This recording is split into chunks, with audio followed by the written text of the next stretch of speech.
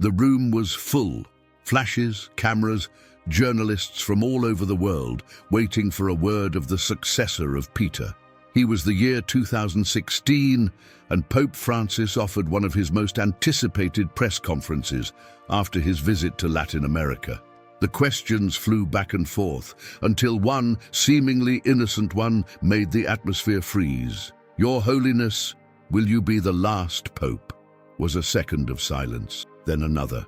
Francisco gave a slight smile, lowered his head the look and answered with evasions. But the impact was made. That moment provoked an unexpected echo.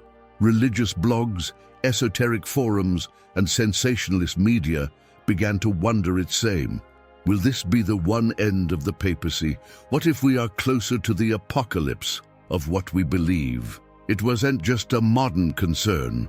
That question touched the fibers of an ancient prophecy that, although ignored for centuries, had resonated again with force in the hallways from the Vatican. The prophecy of the 112 popes, attributed to a mysterious Irish saint of the 12th century, Saint Malachy. According to Bliss prophecy, Pope Francis would occupy the final place on a secret list of pontiffs that would culminate with the feared Peter the Roman, the one who would preside the church in times of great tribulation and possibly in the end of the world. But who was it really, Saint Malachy? And why? His vision, written ago almost 1,000 years, it continues shaking the Catholic world today. Get ready to discover the story of a man who saw beyond his time and whose warning still haunts us. To understand the magnitude of this prophecy, first must go back in time.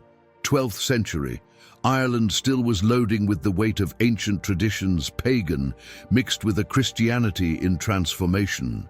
In the middle of that, an almost mystical figure emerges on the scene.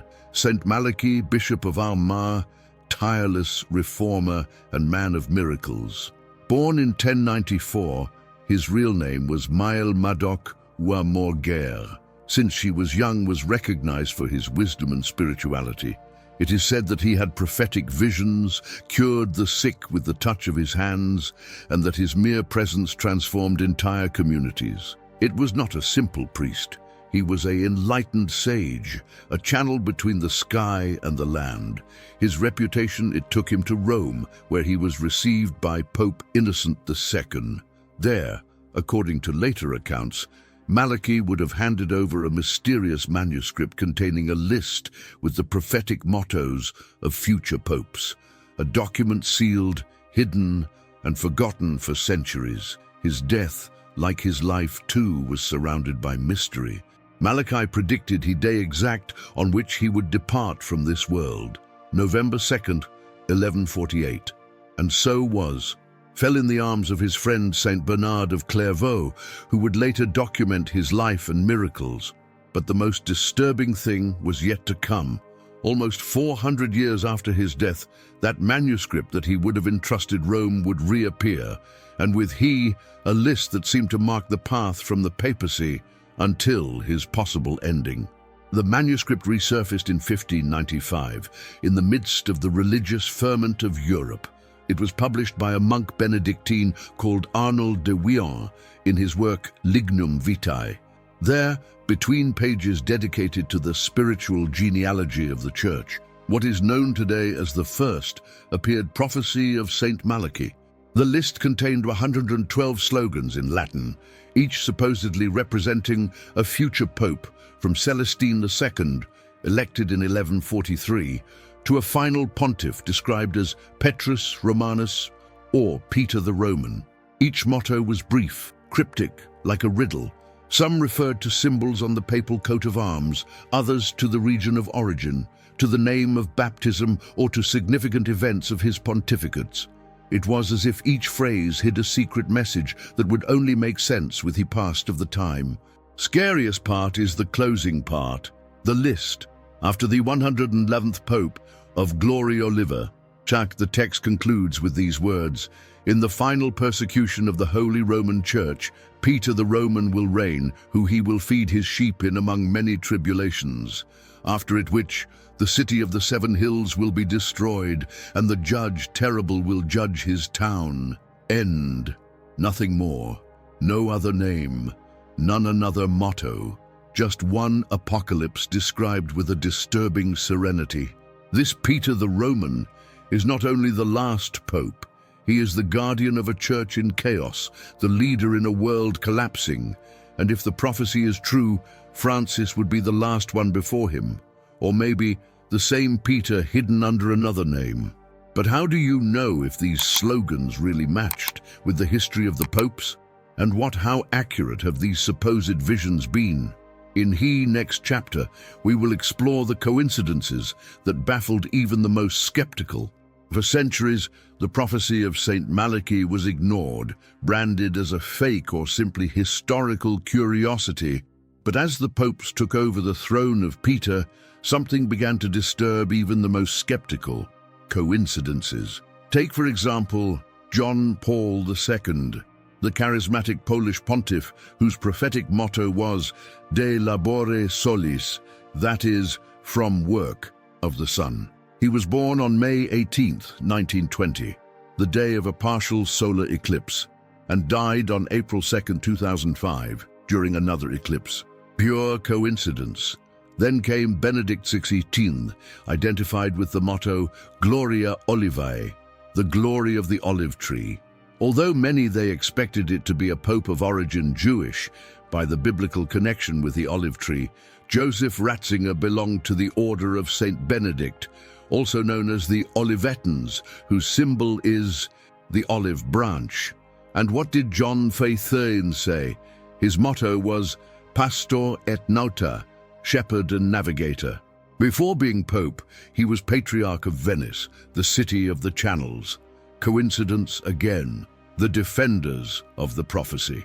They claim that more than 90 of the previous 111 slogans have had surprising correlations with the respective popes. This is not just a play on words, but a disturbing alignment between text, symbols, and reality. Even those who do not believe in mystical visions, they have had to recognize that the coincidences are, to say the least, extraordinary. And it is precisely this precision what has led many to wonder, what if also the last pope, the 112th, is already among us? All eyes are directed then to a single figure, Pope Francis. But how would fit he in this prophecy? Could it be Peter the Roman under another name? Pope Francis never chose he name Peter, and that, for many, would be enough to exclude him from the prophecy.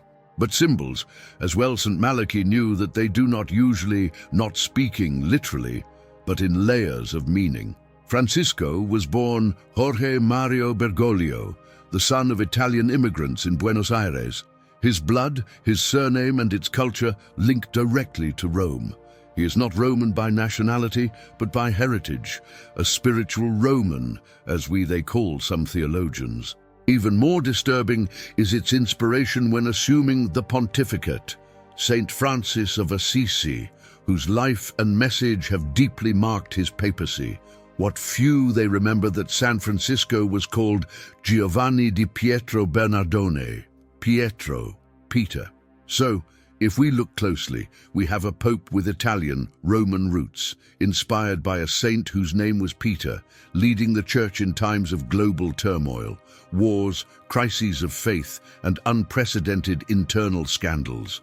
Furthermore, Francis has been the most disruptive pontiff in centuries. It has challenged structures, it has called for a poor church for the poor, and has warned in several times that the world could be on the brink of the abyss. He has spoken of the Third World War in pieces and has asked the faithful prepare spiritually for times difficult. Wouldn't that all fit together with the figure of the shepherd of the tribulation, that Peter the Roman, who takes care of the herd in half of the final chaos? Some scholars they propose that Francis is not only last on the list, but also the symbol of the closing of a millennial cycle, a pope who not only represents the end of a line, but the end of an era.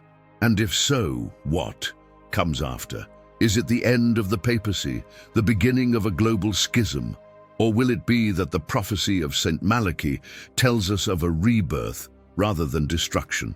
These questions lead us directly to the final chapter, a reflection that goes beyond of the mystery towards what really matters. The idea that the world could end under Pope Francis may seem alarmist, even sensationalist. But perhaps we are misinterpreting the prophecy. What if it's not literal fire or angels descending of the sky, but from the collapse of structures, spiritual ones, that no longer hold the human soul?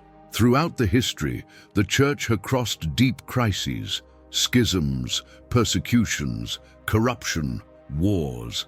But never before the whole world, in as a whole, had faced a loss, so massive loss of faith, a global spiritual crisis like the current.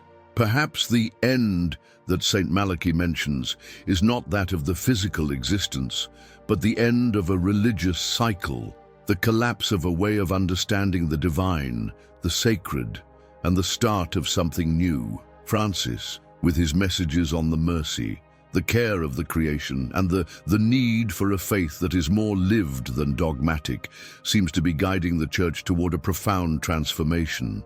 Isn't that in Yasem, a apocalypse, a revealing of the hidden, a destruction of the old to give way to the new, the real one message of this prophecy?